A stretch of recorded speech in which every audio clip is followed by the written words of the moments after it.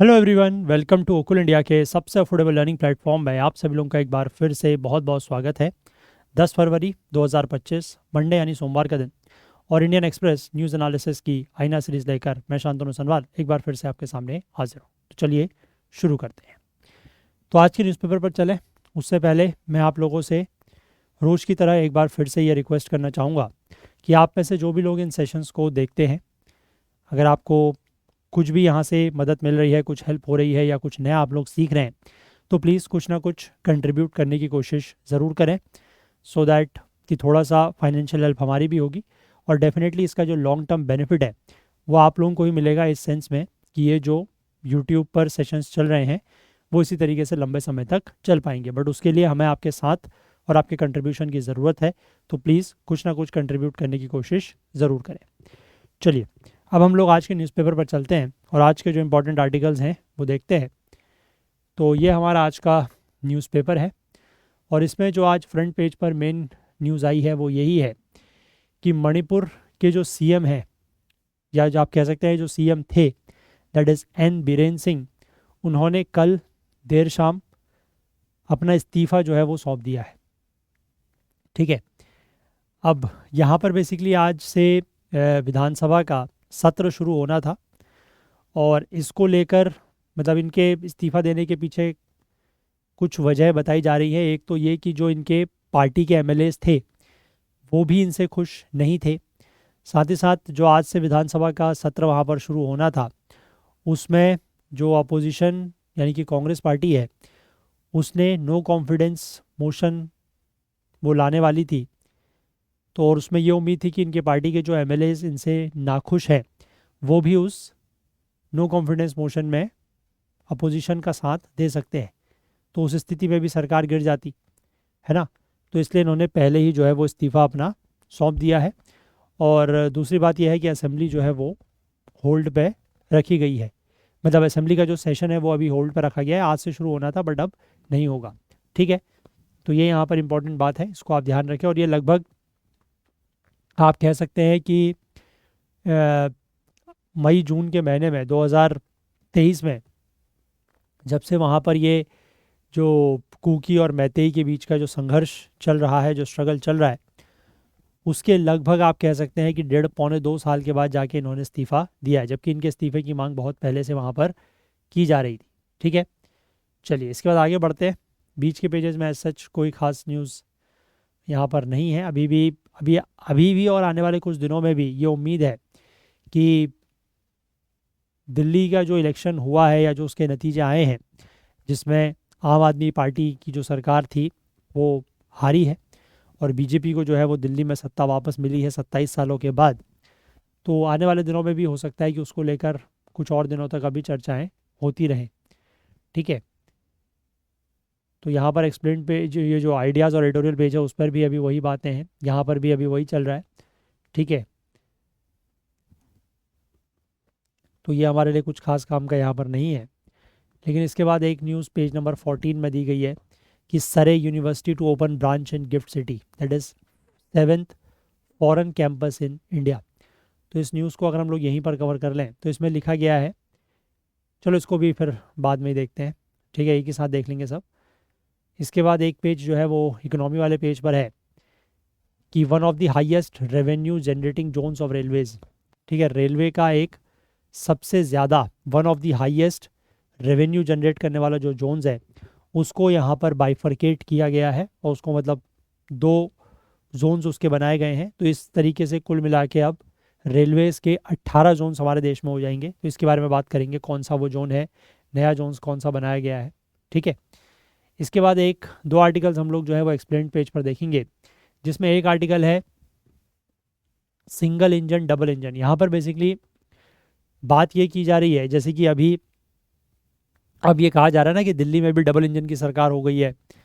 Double engine की सरकार का मतलब ये होता है कि स्टेट में और सेंटर में एक ही पार्टी जो है वो रूल कर रही है ना। तो दिल्ली में भी अब डबल इंजन की सरकार हो गई है। तो ऐसा कहा जाता है कि जिन जिन राज्यों में डबल इंजन की सरकार है वहाँ पर जो विकास है वो तेज़ी से होता है। ठीक है, तो कई सारे पैरामीटर्स को लेकर यहाँ पर कुछ ऐसे राज्य जिनमें डबल इंजन की सरकार है, जैसे गुजरात और हरियाणा को इन्होंने कंपेयर किया है। और साथ ही साथ कुछ ऐसे राज्य जहाँ पर डबल इंजन की सरकार नहीं है, जैसे एक दिल्ली का कंपैरिजन होगा विद योर बंगाल सॉरी पश्चिम बंगाल के साथ और तमिलनाडु के साथ। तो यही कुछ राज्यों को लेके इन्होंने कुछ पैरामीटर्स के आधार पर बात की है, तो वो भी हम देखेंगे। इसके बाद यहाँ पर जिक्र है कि साउथ अफ्रीका का एक नया लैंड लॉ है जिसको ट्रंप जो है वो इमोरल कह रहे हैं। तो ये क्या इशू है और किस तरीके से प्राइवेट प्रॉपर्टी को लेकर और क्या स्टेट के राइट हैं उस प्रॉपर्टी को एक्वायर करने को लेकर। तो यहाँ पर हम लोग बेसिकली 3 कंट्रीज़ के कंटेक्स्ट में बात करेंगे। एक बात करेंगे US, that is United states, एक बात करेंगे साउथ अफ्रीका और एक बात करेंगे इंडिया। तो ये भी इंपॉर्टेंट कंटेक्स्ट है, इसके बारे में भी बात की जाएगी। ठीक है, चलिए तो एक एक करके इन आर्टिकल्स को हम लोग देखना जो है वो शुरू करते हैं। Let's start with the first one, that is Surrey University to open branch in Gift City and 7th foreign campus in India. देखो,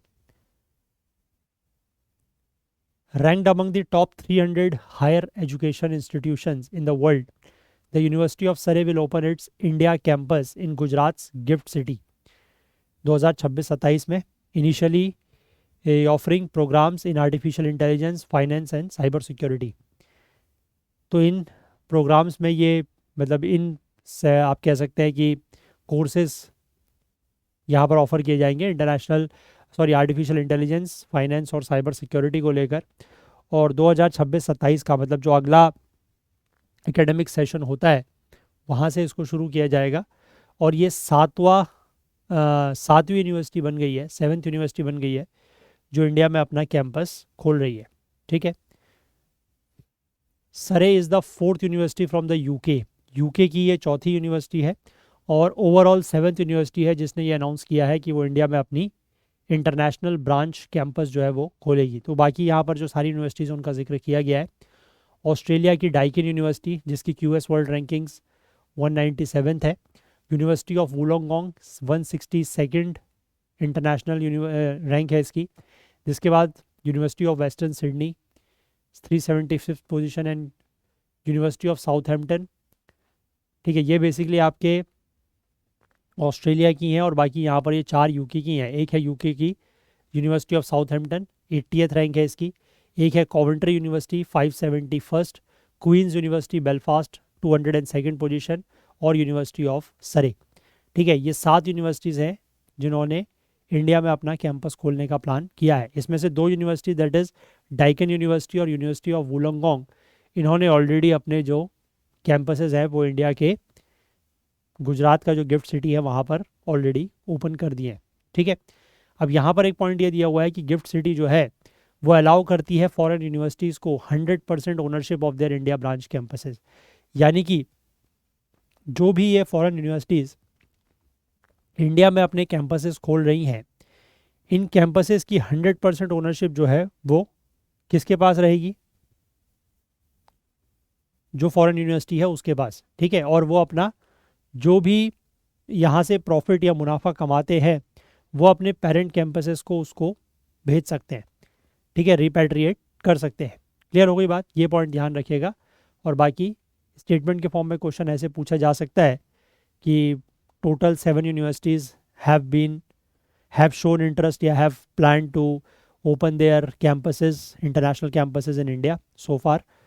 और उसमें से 3 मैंने आपको बताया ऑस्ट्रेलिया की हैं, 4 जो है वो यूके की है, टोटल 7 हो गई हैं।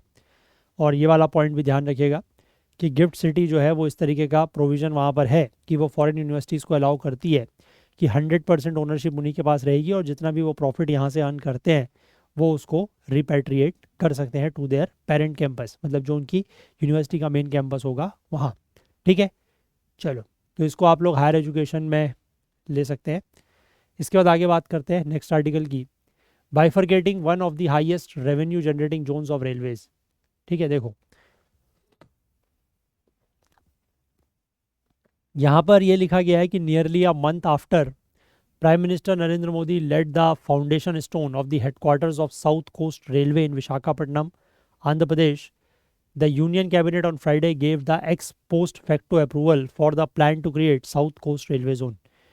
ठीक है। एक्स पोस्ट फैक्टो अप्रूवल का मतलब होता है कि जो चीज़ पहले से ही बन चुकी है उसको अप्रूवल देना, है ना। यहाँ पर लिखा गया है कि 1 महीने पहले लगभग साउथ कोस्ट रेलवे के हेडक्वार्टर के रूप में विशाखापट्टनम को इसका वेस्ट कोस्ट रेलवे का साउथ कोस्ट रेलवे का हेडक्वार्टर बनाया गया था विशाखापट्टनम को।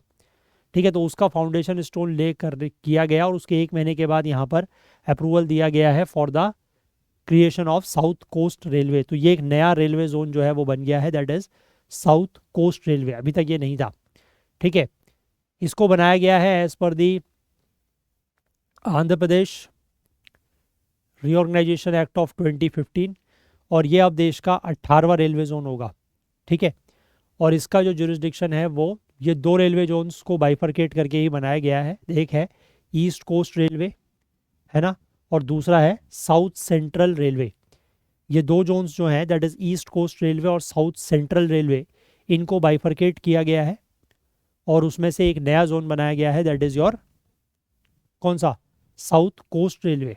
ठीक है, साथ ही साथ यहाँ पर यह भी कहा गया है कि जो वोल्टायर रेलवे डिवीज़न है उसको भी डिवाइड करने की बात की गई है 2 पार्ट्स में।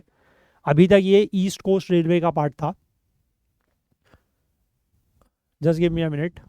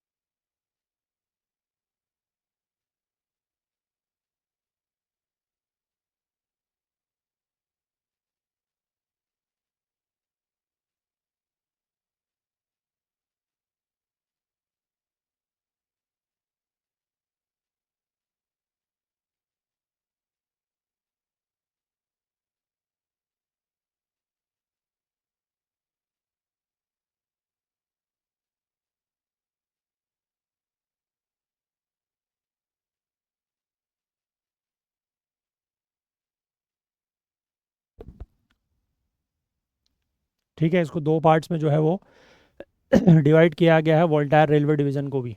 ठीक, 1 पार्ट जो है उसका नाम रहेगा Visakhapatnam railway division which will be under the South Coast Railway जो नया बन रहा है। और वोल्टायर एक बेसिकली कॉलोनियल लीगेसी है क्योंकि ये उस रीजन का नाम हुआ करता था जब ब्रिटिश इंडिया यहाँ पर रहता है, मतलब ब्रिटिश इंडिया था तब। तो इसको चेंज करने की बात तो है ना, क्योंकि कॉलोनियल लीगेसी है। और दूसरा जो है, जो दूसरा पार्ट होगा वोल्टायर डिवीज़न का, that will be converted into a new division. ठीक है, इसका एक नया डिवीज़न बनाया जाएगा जिसका हेडक्वार्टर होगा रायगढ़ में और ये रहेगा ईस्ट कोस्ट रेलवे के अंतर्गत। ठीक है, और वोल्टायर डिवीज़न जो है is among the highest revenue generating areas of the Indian Railways. Indian Railways का जितना मतलब जो रेवेन्यू जहाँ जहाँ से आता है उसमें से one of the highest revenue generating area है ये वोल्टायर डिवीज़न। ठीक है, इसके बाद आगे ये लिखा गया है कि जो साउथ कोस्ट रेलवे का जो ये नया जोन बन रहा है इसमें जो जुरिस्डिक्शन होगा will cover a significant portion of Andhra Pradesh. ठीक है, आंध्र प्रदेश का सिग्निफिकेंट पोर्शन इसमें कवर किया जाएगा including parts of Telangana and Tamil Nadu. इसमें जो की डिविजन्स इंक्लूड होंगे that will be Vijayawada division from the South Central Railway, Guntur division from South Central Railway and parts of Waltair division from East Coast Railway which is Visakhapatnam. ठीक है, इसके बाद हाईएस्ट जनरेटिंग रेवेन्यू की अगर मैं बात करूं तो यहाँ पर यह लिखा गया है कि जो वोल्टायर डिवीजन है is among the highest revenue generating areas of the Indian Railways primarily owing to its freight traffic linked to the mining and steel industries. क्योंकि इस एरिया में जो स्टील और माइनिंग इंडस्ट्रीज़ हैं उसकी वजह से जो काफ़ी ज़्यादा माल, ठीक है, जो फ्राइट कैरी किया जाता है उसकी वजह से इसमें काफ़ी ज़्यादा रेवेन्यू ये जनरेट होता है। These lines runs through the mineral rich regions of Orissa and Chhattisgarh. Orissa और छत्तीसगढ़ का जो मिनरल रिच रीजन है वहाँ से ये रेलवे लाइंस गुजरती है इस जोन की, तो इसलिए यहाँ पर काफ़ी ज़्यादा रेवेन्यू इसको मिलता है। According to the data release by the Ministry of Railways, Ministry of Railways के द्वारा जो डेटा रिलीज किया गया है उसके अकॉर्डिंग जो ईस्ट कोस्टर्न रेलवे है इसने इंडियन रेलवेज के सभी रिकॉर्ड्स को तोड़ा है। जो फ्राइट लोडिंग का रिकॉर्ड होता है, मतलब कितना माल लोड हो रहा है रेलवेज में ड्यूरिंग FY24, 1 अप्रैल 2023 से लेकर 25 मार्च 2024 के बीच में ईस्ट कोस्टर्न रेलवे ने लोड किया है 250 मिलियन टन्स ऑफ फ्राइट, और इसका जो प्रीवियस रिकॉर्ड 2022-23 का था उसको ही इसने तोड़ा है। इसमें से अगर हम खुर्दा रोड डिवीजन की बात करें, मतलब एक रेलवे जोन्स होते हैं, देन उसके अंदर डिविजन्स होते हैं, तो ईस्टर्न कोस्टल रेलवे के अंतर्गत जो खुर्दा जोन आता है उसमें 156.17 मिलियन टन्स जो है वो लोड किया गया freight, followed by Waltair division 74.66 million tons, and then the Sambalpur division 19.20 million tons. And ECOR is the first zone to cross the 200 million tons freight loading milestone for the 5th time in a row. इसने 5वें साल ये record तोड़ा है कि ये पहला ऐसा जोन बन गया है जिसमें 200 मिलियन टन का फ्राइट लोडिंग हुआ है। ठीक है, तो हाईएस्ट जो है वो तो ये है, that is your Khurda division under the eastern coastal railway, और सेकंड नंबर पे ये वल्टायर डिवीजन है, इसी को यहाँ पर डिवाइड करने की बात की गई है। ठीक है, आई होप क्लियर है बात। और एक नया रेलवे जोन बन रहा है, that is South Coast Railway. अच्छा, यहाँ से मैं आपसे एक सवाल पूछूंगा कि अब कुल मिला के जो है वो 18 रेलवे जोन्स हो गए हैं। ठीक है, तो एक तो आपको इन 18 रेलवे जोन्स किन किन एरियाज़ में ये कवर, किन किन एरियाज़ को ये कवर करते हैं, और साथ ही साथ इनके हेडक्वार्टर्स क्या हैं, थोड़ा सा वो पता होना चाहिए। और बाकी मेरा आपसे यहाँ पर एक सवाल ये है कि हमारे देश में कुछ शहरों में मेट्रो रेल्स चलती हैं।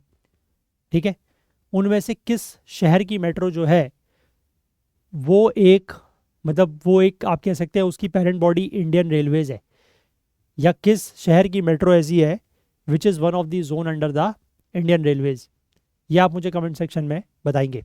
ठीक है, चलिए आगे बढ़ते हैं। ये बेसिकली आप लोग इंफ्रास्ट्रक्चर में लेंगे, रेलवेज़ की बात हो रही है ना। इसके बाद यहाँ पर बात करते हैं सिंगल इंजन डबल इंजन। देखो यहाँ पर क्या लिखा है कि Delhi has voted emphatically for the so called double engine government handing the BJP power in the state as well. ठीक है, यहाँ पर ये चीज़ देखने में साफ लग रही है कि दिल्ली ने, यानी कि दिल्ली के लोगों ने बहुत क्लियरली, एम्फेटिकली का मतलब होता है वेरी क्लियरली, बहुत क्लियरली जो है वो डबल इंजन की सरकार के लिए वोट किया, और बीजेपी को जो है वो दिल्ली में भी सत्ता दे दी। To extend the metaphor they have alighted from the Aam Aadmi Party single engine that has pulled Delhi for almost the entire period of the NDA's rule at the centre. और या इसको ये भी कहा जा सकता है कि जो अभी तक आम आदमी पार्टी का सिंगल इंजन चल रहा था उससे लोग जो है वो उतर गए हैं, है ना। और ये आम आदमी पार्टी का जो सिंगल इंजन है ये कब से चल रहा था, जब से सेंटर में एनडीए का रूल चल रहा है 2014 से, लगभग तब से ही दिल्ली में सिंगल इंजन चल रहा था। लेकिन अब लोग उससे उतर गए हैं और बीजेपी के डबल इंजन में सवार हो गए हैं। अब how did the AAPs, that is Aam Aadmi parties, single engine perform during the past decade. ठीक है, पिछले एक दशक में दिल्ली की आम आदमी पार्टी सरकार का जो प्रदर्शन रहा है, परफॉर्मेंस रहा है, वो कैसा रहा है, और स्पेशली उसको कंपेयर किया जाएगा ऐसे राज्यों के साथ जो कि बीजेपी के डबल इंजन से पावर्ड हैं, और कुछ ऐसे राज्यों के साथ भी जो सिंगल इंजन की सरकार है जहाँ पर है।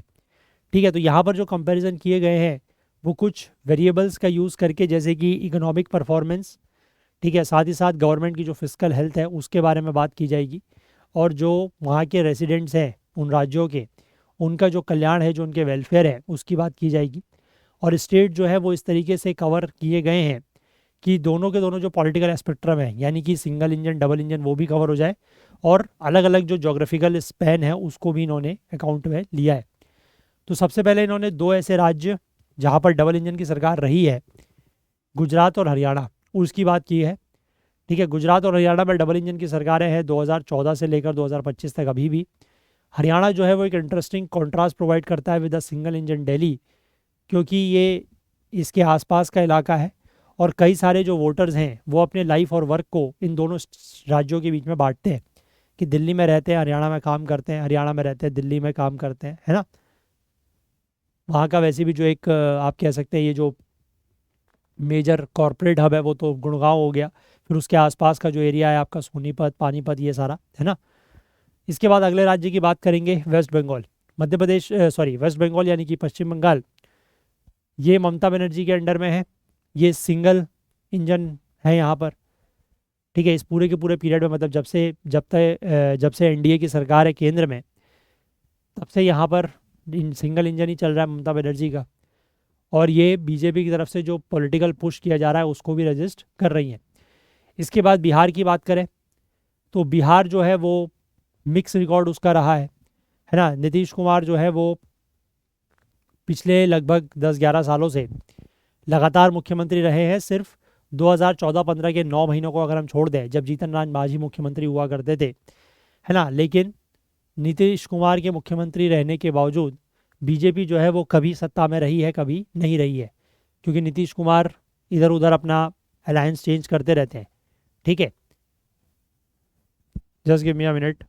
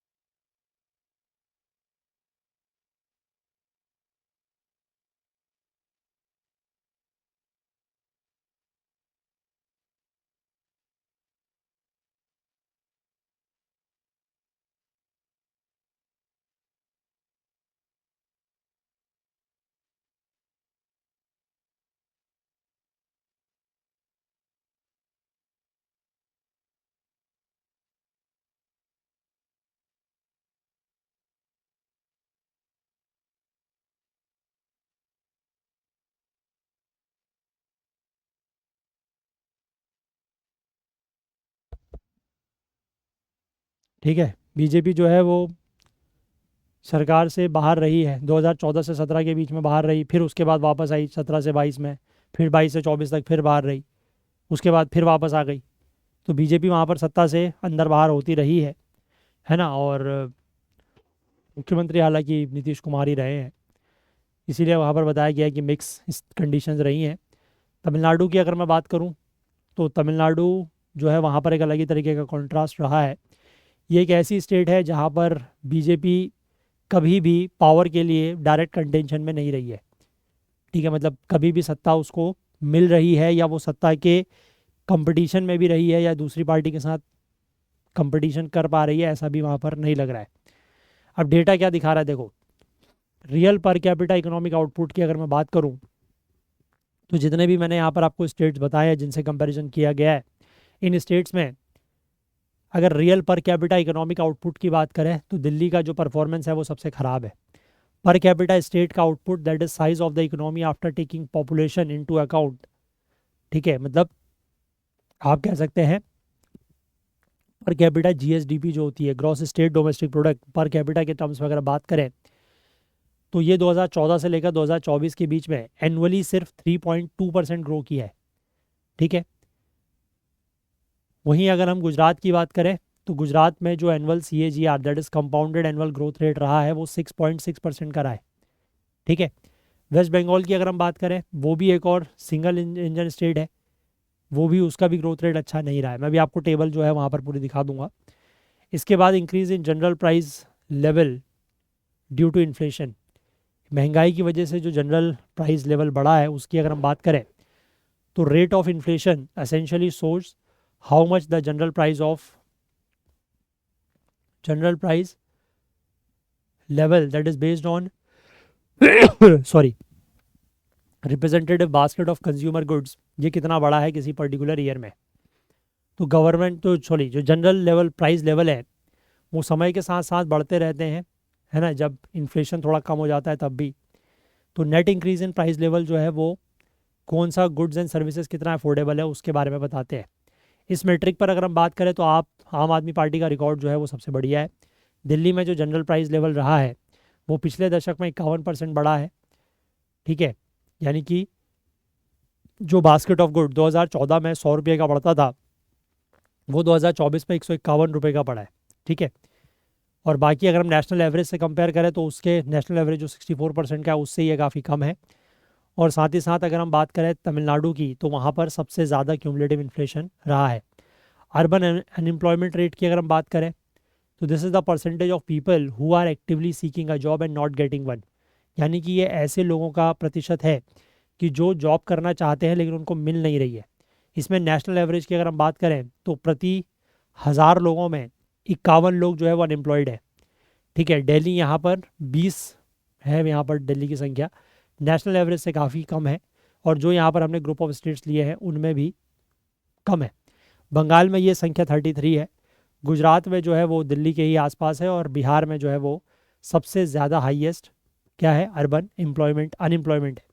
इसके बाद अर्बन एम्प्लॉयमेंट रेट की बात करें तो कभी कभी क्या होता है कि खासकर जैसे इंडिया जैसे देश में the number of people looking for a job falls, है ना, जैसे कि कोविड-19 के लॉकडाउन के समय हुआ, या सिंपली कभी ऐसा होता है कि लोग जो है वो एग्जॉस्ट हो जाते हैं with the repeated failures and just stop looking, है ना, कि लोग क्या होता है, मतलब एक तो जैसे ऊपर वाला मैंने बताया आपको अर्बन अनएम्प्लॉयमेंट रेट, उसमें क्या है कि जो लोग जॉब चाह रहे हैं उनको जॉब मिल नहीं रही है।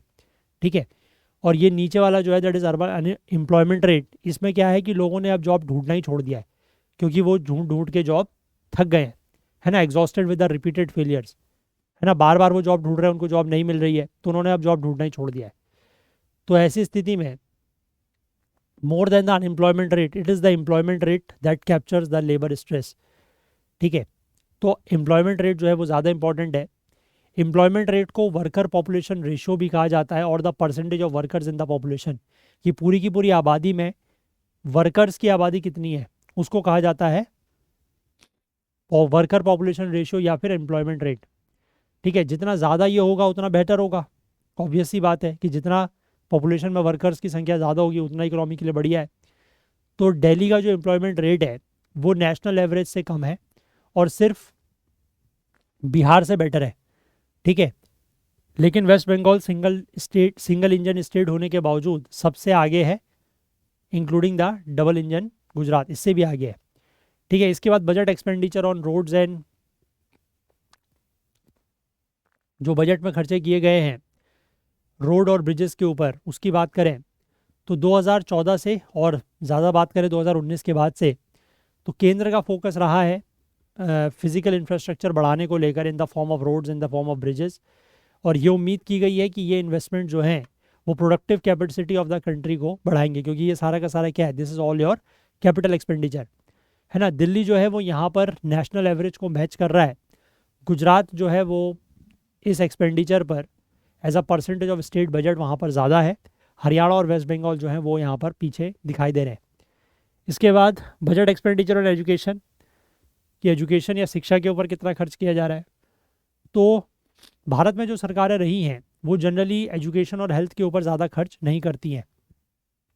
ठीक है, लेकिन दिल्ली जो है अंडर दी आम आदमी पार्टी वो एक आउटलायर रही है। आउटलायर का मतलब होता है कि ये जो ग्रुप है उससे अलग रही है। अलग किस तरीके से रही है, इन्होंने जो एजुकेशन के ऊपर खर्च किया है as a percentage of total was 21%।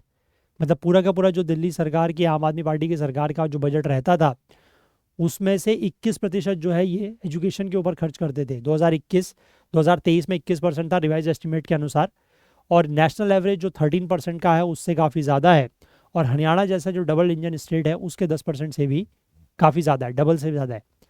इसके बाद हेल्थ के ऊपर अगर मैं बात करूँ, हेल्थ और फैमिली वेलफेयर के ऊपर, तो आम आदमी पार्टी की दिल्ली सरकार जो है वो हेल्थ के क्षेत्र में भी आगे थी। उसका जो टोटल एक्सपेंडिचर होता था बजट का उसमें से 12% के आसपास जो है वो हेल्थ में खर्च होता था। नेशनल एवरेज जस्ट 5.6% है।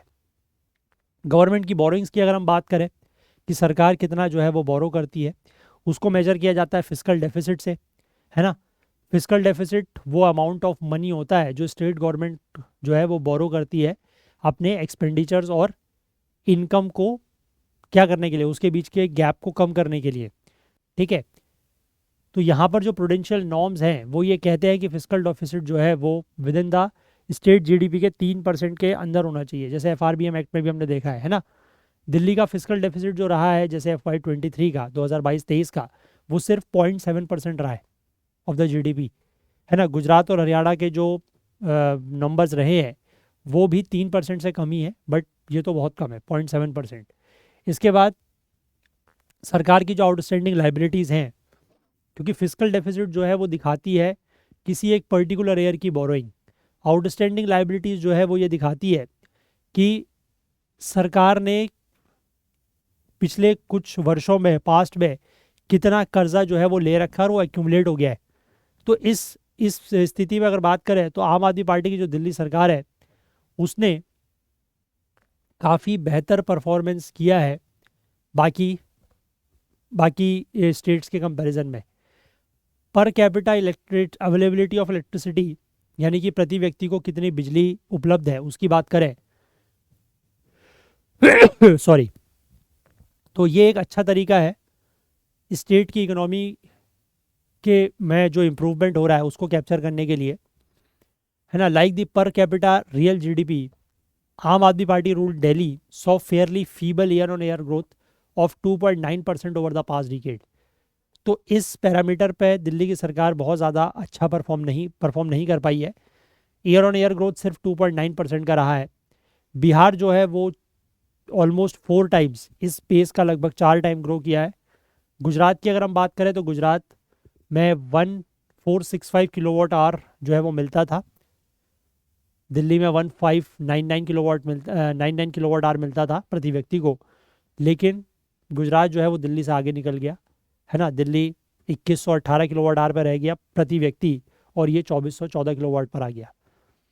ठीक है, इसके बाद अगर हम पावर्टी रेशियो की बात करें तो आरबीआई जो है वो यूज़ करता है नीति आयोग का 2023 का update on the multi dimensional poverty index along with National Family Health Survey data to provide the head count ratio of poverty in each state. Poverty ratio जो है वो हर जगह डिक्लाइन हुआ है।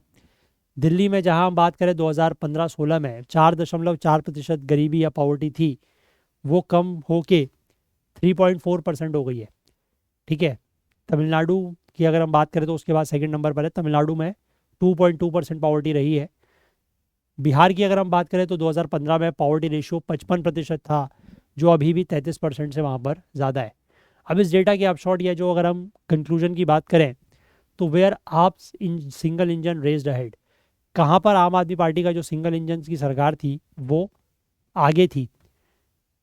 तो इन्होंने एक नया बेंचमार्क जो है वो इस्टेब्लिश किया था of the budgetary spending on education including sports and arts and health.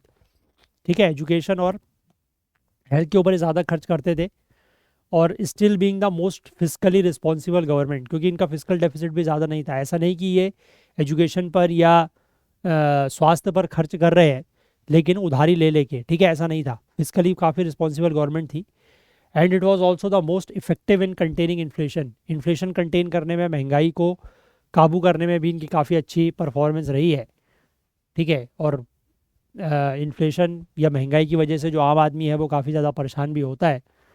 और कुछ ऐसे एरियाज जहाँ पर इस सरकार का परफॉर्मेंस उतना अच्छा नहीं रहा, तो overall pace of economic output, है ना, spending on physical infrastructure and improving the availability of electricity, यहाँ पर जो है वो ऐसा लग रहा है कि सिंगल इंजन की जो सरकार है that run out of steam.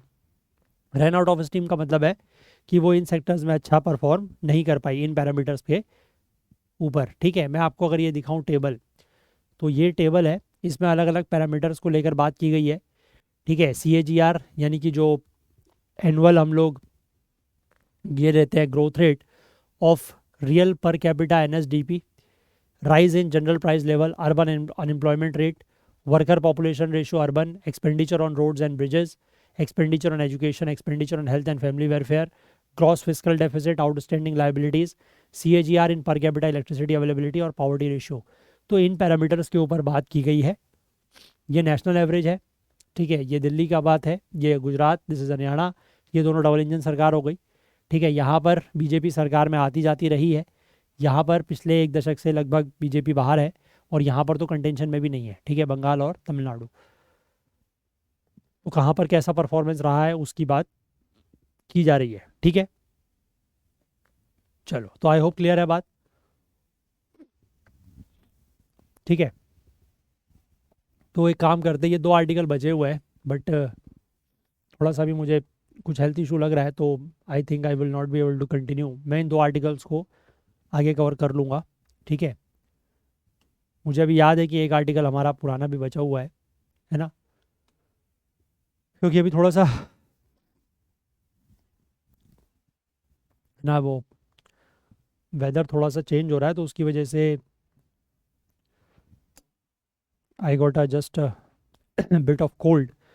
ठीक है, तो उम्मीद करते हैं बहुत जल्द ठीक हो जाएगा, 1 आध दिन में, and then we will continue with all these articles. ठीक है, इनको भी हम लोग देख लेंगे, मुझे पता है आर्टिकल्स हैं मेरे पास, I will cover them, no issues. ठीक है, चलो फिलहाल हम लोग आज इतना ही रखते हैं सेशन को फिर। तो अगर आप प्रीलिम्स की तैयारी कर रहे हैं 2025 की, तो आप इस तरीके के टेस्ट सीरीज़ में एनरोल कर सकते हैं, है ना, जिसमें general studies, current affairs, C SAT, आपको तीनों ही चीज़ें मिल जाती हैं। Then general studies current affairs में एनरोल करना चाहते हैं तो ओनली 699 में अवेलेबल है।